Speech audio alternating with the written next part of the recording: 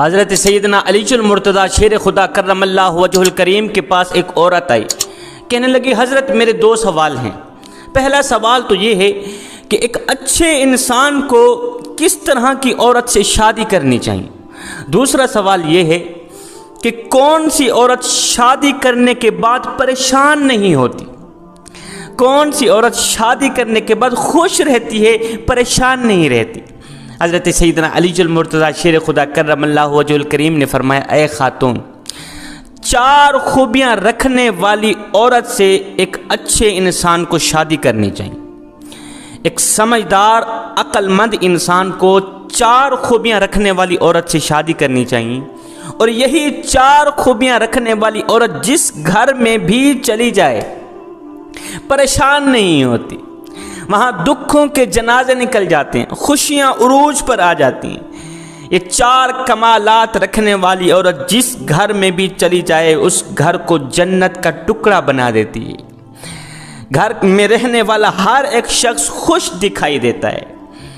پوچھا گیا حضرت وہ 4 خوبیاں کون کون سی ہیں؟ حضرت سیدنا علی المرتضیٰ شیر خدا کرم اللہ وجہ الکریم نے فرمایا، اے خاتون، یہ میں اپنی طرف سے نہیں کہہ رہا، میں تمہیں اللہ کے رسول کا فرمان سنا رہا ہوں۔ ایک دن میرے نبی نے فرمایا تھا کہ 4 کمالات، 4 خوبیاں رکھنے والی عورت جس گھر میں بھی چلی جائے اس گھر کو جنت کا ٹکڑا بنا دیتی۔ صحابہ، شادی کرنے سے پہلے ان 4 خوبیاں رکھنے والی عورتوں کو تلاش کرنا، 4 خوبیاں رکھنے والی عورتوں سے شادی کرنا۔ جس عورت کے اندر یہ 4 خوبیاں ہوں وہ زندگی میں نہ تو خود پریشان ہوگی اور نہ ہی آپ کو پریشان کرے گی، نہ خود پریشان ہوگی نہ اپنے حق ہمسایوں کو پریشان کرے گی۔ صحابہ کرام نے عرض کی، آقا وہ 4 خوبیاں کون کون سی ہیں؟ میرے نبی نے فرمایا، نمبر 1، پہلی خوبی تو یہ ہے کہ وہ عورت اچھا بولتی ہو، اچھی گفتگو کرنے والی عورت، اچھی بات چیت کرنے والی عورت، نرم لہجہ، پیارا لہجہ، خوش اخلاقی سے پیش آنے والی عورت، کڑوی زبان والی نہ ہو، میٹھی زبان والی ہو۔ کڑوی زبان غیر محرم مرد کے سامنے بولے اچھی بات ہے، غیر محرم مرد کے سامنے کڑوی زبان اختیار کرنا اچھی بات ہے، لیکن اپنے شوہر کو کڑوی زبان اختیار کرنا یہ تیر مارنے کے برابر ہے، پتھر مارنے کے برابر، زخموں کے اوپر نمک چھڑکنے کے برابر۔ ہمارے معاشرے میں بعض عورتیں ایسی ہیں جن کا نہ بولنا بولنے سے کہیں زیادہ اچھا ہوتا ہے، کیونکہ وہ عورتیں تلخ لہجہ عورتیں ہوتی ہیں، کڑوی زبان رکھنے والی عورتیں، جب وہ بولتی ہیں بولتی نہیں، وہ پتھر مارتی رہتی ہیں، لوگوں کے دلوں پر وار کرتی رہتی ہیں، زخموں پر نمک چھڑکتی رہتی ہیں۔ بعض عورتوں کا نہ بولنا بولنے سے کہیں زیادہ اچھا ہوتا ہے کہ یہ خاموش ہی رہیں تو بہتر ہے، اور بعض عورتوں کا بولنا نہ بولنے سے کہیں زیادہ اچھا ہوتا ہے۔ مجھے ایک بات یاد آ گئی، ایک بزرگ گزرے ہیں جن کا نام حضرت امام ابو یوسف رحمۃ اللہ تعالی علیہ تھا۔ آپ کی مجلس میں ایک شخص بیٹھا کرتا تھا جو ہر وقت خاموش رہتا تھا، خاموش ہی خاموش۔ لوگ آتے سوال کرتے، حضرت امام ابو یوسف رحمۃ اللہ تعالی علیہ ان کے سوالوں کے جوابات دیتے، لیکن یہ شخص ہر وقت خاموش ہی خاموش رہتا۔ کافی عرصہ گزر گیا، آپ کے مجلس میں آتا ہے، خاموش ہو کے بس سنتا ہی رہتا ہے، بولتا نہیں ہے۔ ایک دن بزرگ نے پوچھ لیا، حضرت نے پوچھ لیا، اور میاں تو آتا ہے خاموش بیٹھا رہتا ہے، کیا تیرے منہ میں زبان نہیں ہے؟ کیا تجھے بولنا نہیں آتا؟ اس نے کہا، حضرت آج پھر آپ نے پوچھ لیا ہے کہ میرے منہ میں زبان ہے یا نہیں ہے، تو پھر میرا بھی ایک سوال ہے، اس کا بھی جواب دو۔ اچھا جی، کون سا سوال؟ کہا، حضرت مجھے بتایا جائے کہ ایک مسلمان کس ٹائم روزہ افطار کرے، مسلمان کو کس ٹائم روزہ افطار کرنا چاہیے؟ حضرت نے فرمایا، جب سورج غروب ہو جائے اس وقت مسلمان روزہ افطار کرے۔ اب اس شخص نے کہا، حضرت اگر رات 12 بجے تک سورج غروب بھی نہ ہو پھر کیا کرے؟ حضرت نے فرمایا، میاں تو چپ رہے، تیرا چپ رہنا ہی بہتر ہے، تیرا نہ بولنا بولنے سے کہیں زیادہ اچھا ہے۔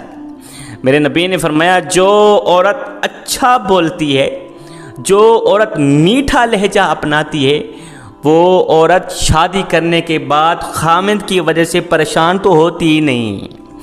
نمبر 2، میرے نبی نے فرمایا، جو عورت اپنے شوہر کا خوب استقبال کرتی ہے، سبحان اللہ، شوہر جب کسی کام پر جا رہا ہو، جب رخصت ہونے لگے، تو نیک خاتون کا حق ہے کہ وہ دروازے تک جائے، اپنے شوہر کو رخصت کرے، الوداع کرے، اور رخصتی کے وقت شوہر کو ڈھیروں دعائیں اور تمناؤں کے ساتھ رخصت کرے۔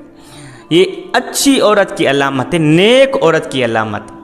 عربی عورتوں سے کسی نے سوال کیا کہ جب تم اپنے شوہر کو رخصت کرتی ہو، الوداع کرتی ہو، اس وقت کون کون سی دعاؤں سے انہیں رخصت کرتی ہو؟ مختلف عورتوں نے اپنے اپنے بیان دیے۔ ایک نے کہا جب میرا شوہر رخصت ہوتا ہے، کہیں جا رہا ہوتا ہے، تو میں جاتے ہوئے شوہر کو یہ دعا دیتی ہوں کہ اللہ تعالیٰ آپ کو اپنی حفظ و امان میں رکھے۔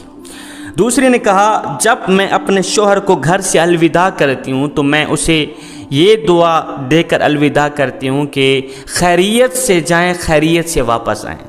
تیسری نے کہا میں یہ دعا دیتی ہوں کہ اے میرے سرتاج، پتہ نہیں پھر کب تیرا چہرہ دیکھنے کی مجھے سعادت نصیب ہوگی، کب تیرا مکھڑا دیکھنے کی مجھے سعادت نصیب ہوگی، اللہ تعالیٰ وہ وقت جلد لے۔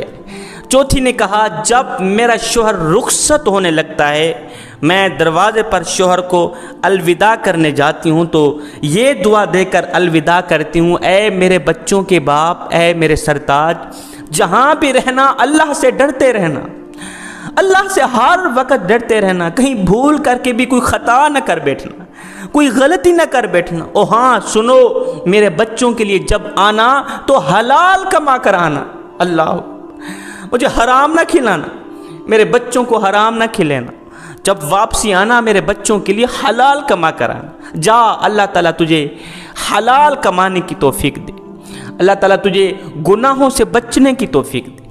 میں تو یہ دعائیں دیتی ہوں۔ وہ عورتیں تھیں، وہ تھیں اسلام کی مقدس شہزادیاں، ان کو پتہ تھا کہ ہمارا شوہر کب رخصت ہوگا، کب واپسی آئے گا۔ جب واپسی آتا شوہر تو اس طرح شوہر کا خوب استقبال کرتی کہ شوہر کے جان میں جان آ جاتی، شوہر کو اپنی تھکاوٹ بھول جاتی، اس طرح شوہر کو ویلکم کرتی۔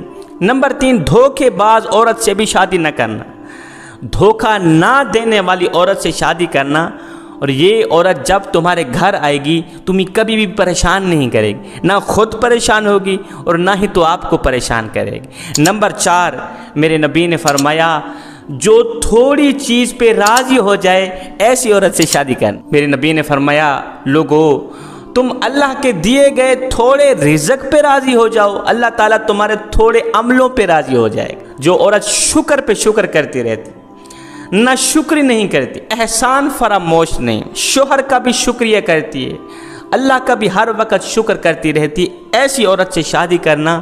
یہ 4 عورتیں ایسی ہیں، 4 خوبیاں رکھنے والی یہ عورتیں ایسی ہیں جن گھر میں بھی چلی جائیں ان گھر کو جنت کا ٹکڑا بنا دیتی۔